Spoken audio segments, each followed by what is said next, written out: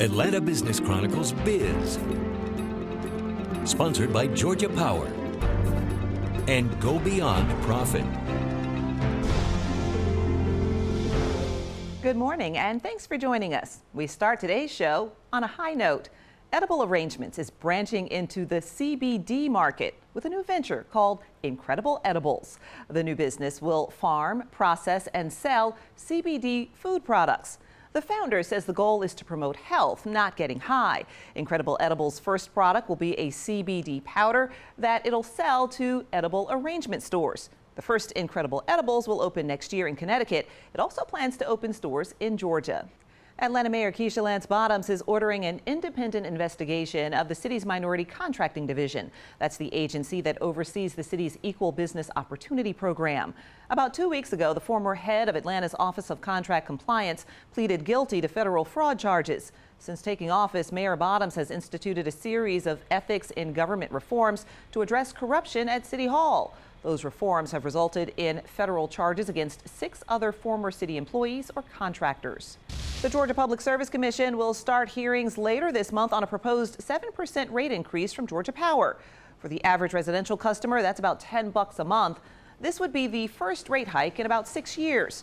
Critics say higher energy costs could make Georgia less attractive to businesses that want to expand here. A point of disclosure, Georgia Power is a sponsor of Atlanta Business Chronicles Biz.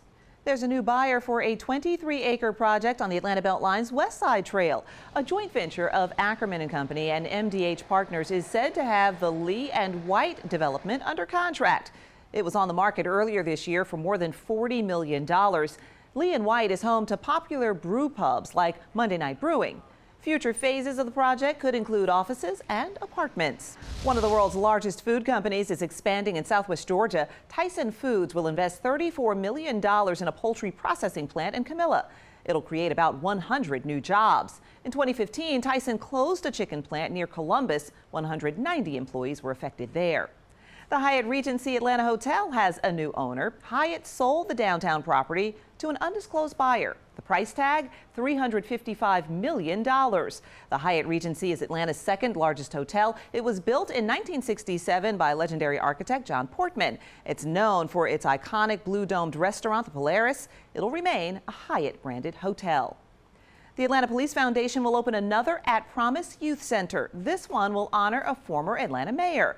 The SunTrust At Promise Center honoring Andrew Young will open on Campbellton Road next to the Walter and Andrew Young YMCA.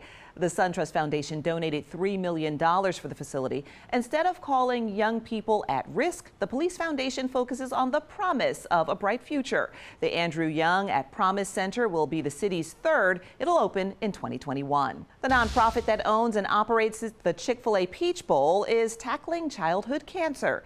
Peach Bowl, Inc. will donate $20 million to the Aflac Center and Blood Disorder Center at Children's Healthcare of Atlanta. The money will fund clinical drug trials for better cancer treatment and medication. This is the largest donation ever given by the Peach Bowl.